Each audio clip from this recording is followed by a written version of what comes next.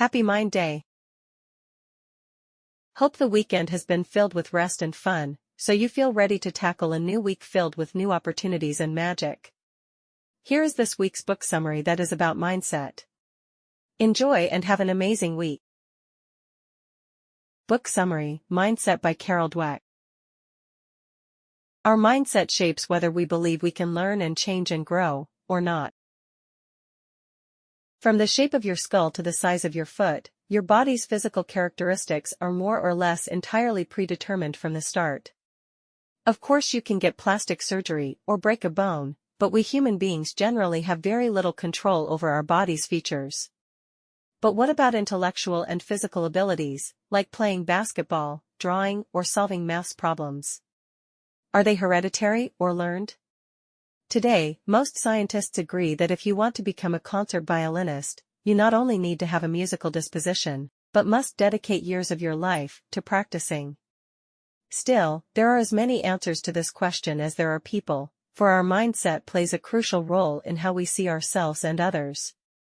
Simply put, our mindset shapes our beliefs in accomplishing something. These two extremes form the basis for the concept of a fixed versus a growth mindset.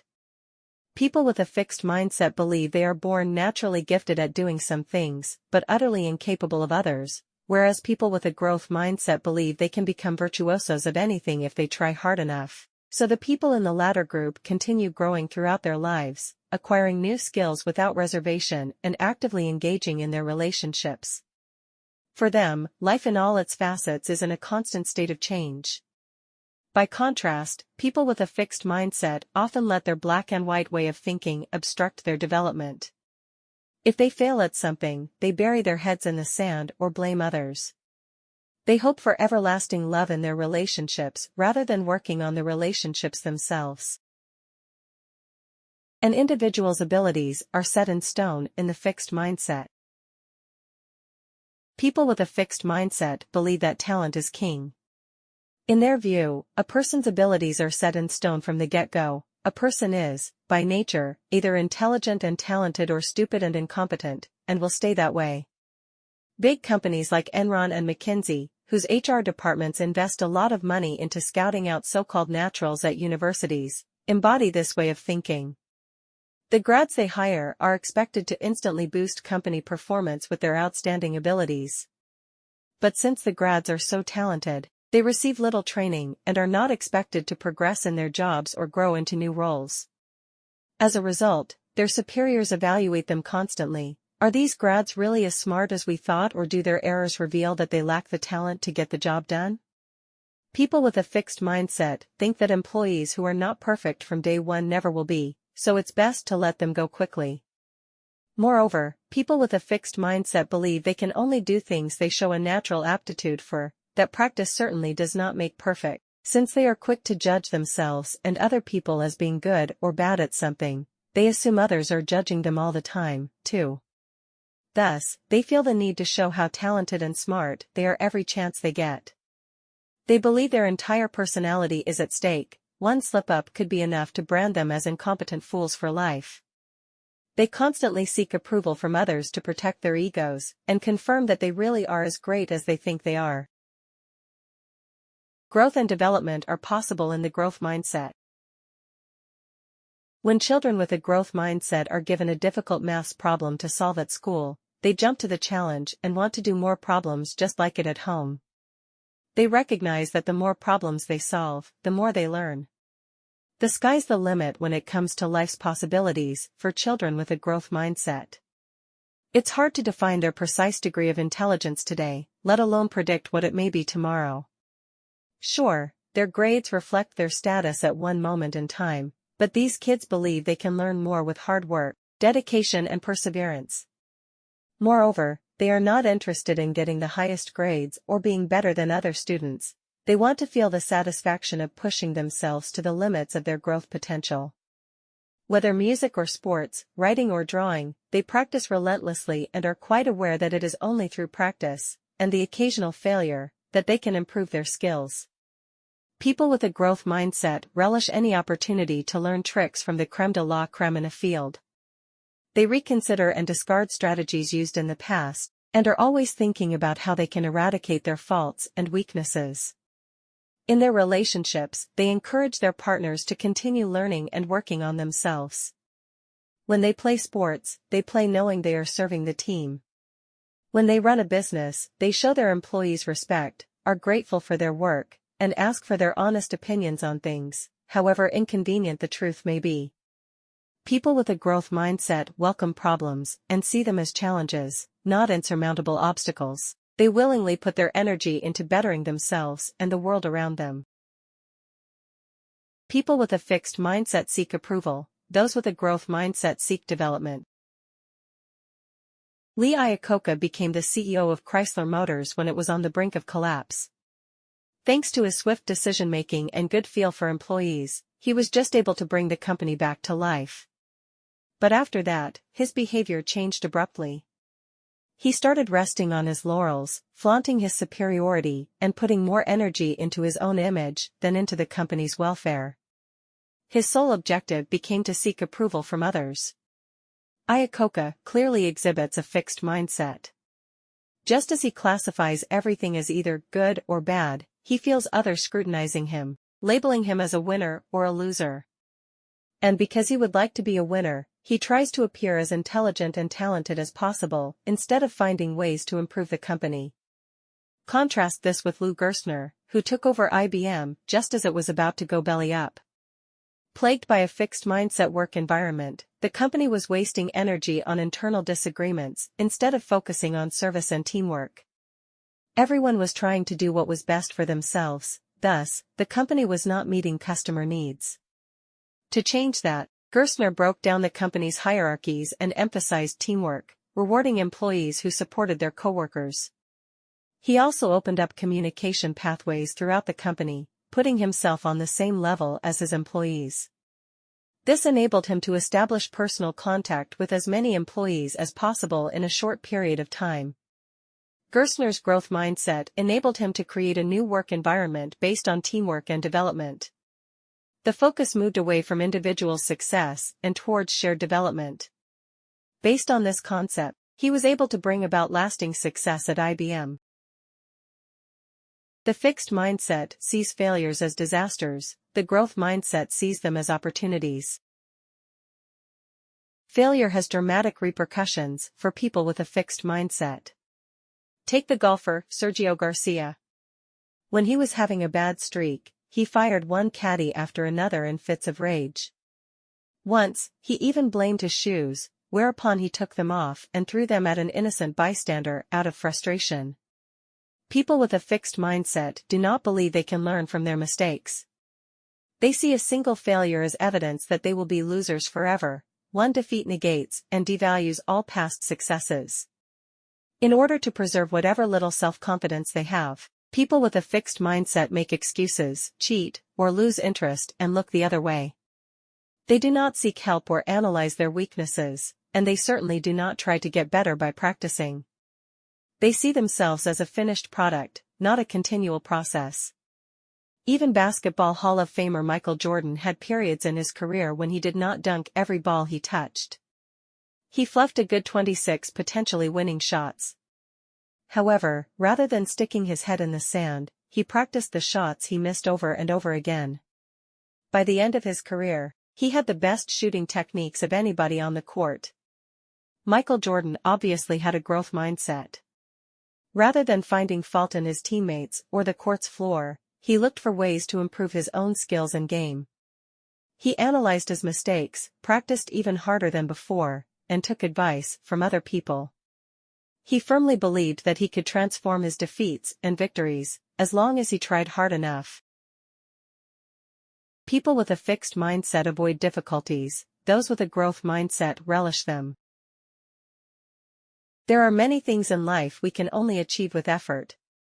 Yet when people with a fixed mindset are faced with a difficult situation, all they can see are risks, because the more time and energy they invest in something, the fewer excuses they have if they fail. Plus, they believe in the enormous power of natural talent. Gifted people should not need to try so hard.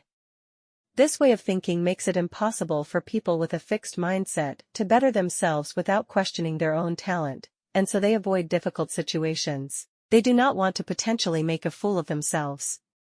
The violinist Nadia Salerno-Sonnenberg exhibited this kind of behavior. At age 10, she was already critically acclaimed. By 18, she held her violin incorrectly and her fingers were stiff.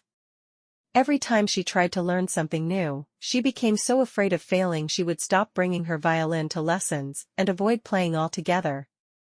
If the actor Christopher Reeve had such a mindset, he would have remained completely paralyzed from the neck down for the rest of his life, just as the doctors predicted after his accident. However, he had a growth mindset. Rather than passively accepting his fate, he took control of his situation. So he underwent a strenuous training program, and then the impossible happened. Contrary to all diagnoses, he moved his hands, then his legs, and, finally, his entire upper body.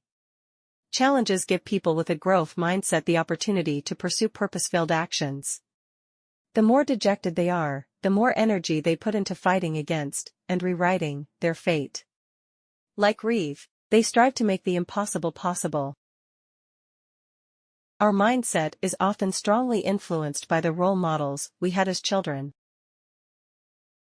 What factors determine whether a person has a growth or a fixed mindset? What factors determine whether a person realizes his potential or spends his life treading water? Mindset development begins at birth. Babies come into the world with a growth mindset. They want to learn and grow as much as possible each day. The adults in a child's environment, usually his or her parents, play a huge role in determining whether the child maintains this desire to grow or eventually adopts a fixed mindset. Simply put, parents set a mindset example for their children. Parents with a growth mindset encourage their children and urge them to continue learning, whereas those with a fixed mindset are always judging their children, telling them what is right or wrong, good or bad. Babies aged between 1 and 3 already behave accordingly. Growth mindset babies will try to help another baby who is crying. Fixed mindset babies, by contrast, are annoyed by it. Teachers are also very important role models and influence children's mindsets. There are many teachers who believe that a student's performance is unchangeable, that good students will continue to do well and weaker students will always get C or D. Weaker students will develop a fixed mindset as a result. But good teachers, those who firmly believe their students are capable of learning anything, handle the situation differently. They show their students different ways of solving math problems or understanding Shakespeare. Their weaker students embrace a growth mindset and start getting better grades. They are no longer doomed to thinking of themselves as dumb by nature. Our mindset is not entirely predetermined. It can change as early as childhood when we adopt the mindsets of our role models. Anyone can adopt a growth mindset and make the impossible possible. Nobody has to be a victim of her surroundings when developing her own mindset. The brain can be trained like any other muscle. If we want a growth mindset, we can teach ourselves to think that way one step at a time. Here's an example. You accidentally drop a plate on the floor. The first, fixed, thought might be, I'm so clumsy. But people who are conscious of this reaction and want to change it can push themselves to adopt a growth mindset by thinking, oh well, these things happen. I'll clean it up and be more careful next time. Working towards a growth mindset presents a great opportunity to reach out to others for support, to talk about our faults and mistakes, and to make viable, concrete plans for achieving our goals. It is important to understand that a fixed mindset is not easy to kick. It has likely become an emotional crutch over the years. It protects us from failure, creates recognition in the eyes of our parents and partners, and boosts our self-confidence. It comforts us time and again, so getting rid of it can be extremely discomforting. In truth, it is not necessary to give up a fixed mindset altogether. As long as we adopt the growth perspective in certain situations, it's usually enough. Even if a person believes he is a lost cause when it comes to sports, he could still be making leaps and bounds at work every day. Adopting a growth mindset in any field enables us to make the impossible possible. Christopher Reeve, and to continue improving our talents and abilities. Michael Jordan. In this regard, the growth mindset is the key to self-fulfillment. Final summary. The key message of this book is: People with a fixed mindset obstruct their own development through their belief in innate talent and their fear of failure. On the contrary, people with a growth mindset work hard and train hard to ultimately realize their potential to the fullest. By confronting our own attitudes and ideas, we can develop a growth mindset. The questions this book answered. How do people differ in their mindset? Our mindset shapes whether we believe we can learn and change and grow, or not. An individual's abilities are set in stone in the fixed mindset. Growth and development are possible in the growth mindset. What impact does our mindset have on our behavior? People with a fixed mindset seek approval, those with a growth mindset seek development. The fixed mindset sees failures as disasters, the growth mindset sees them as opportunities. People with a fixed mindset avoid difficulties, those with a growth mindset embrace them. Can we change our mindset? Our mindset is often strongly influenced by the role models we had as children. Anyone can adopt a growth mindset and make the impossible possible. Suggested further reading, How Children Succeed by Paul Tough. This book explores the reasons why some people struggle in school and later on in life, and why others thrive and prosper. Using scientific studies and data from real schools, the book dives into the hidden factors that affect the success of children. Thank you for listening to or watching this MINDAY episode. We hope you like it. It would be an honor if you would like to leave a comment, like it, and subscribe to our channels on Spotify and YouTube. The Lange Times is for you, and we hope you are with us on this journey.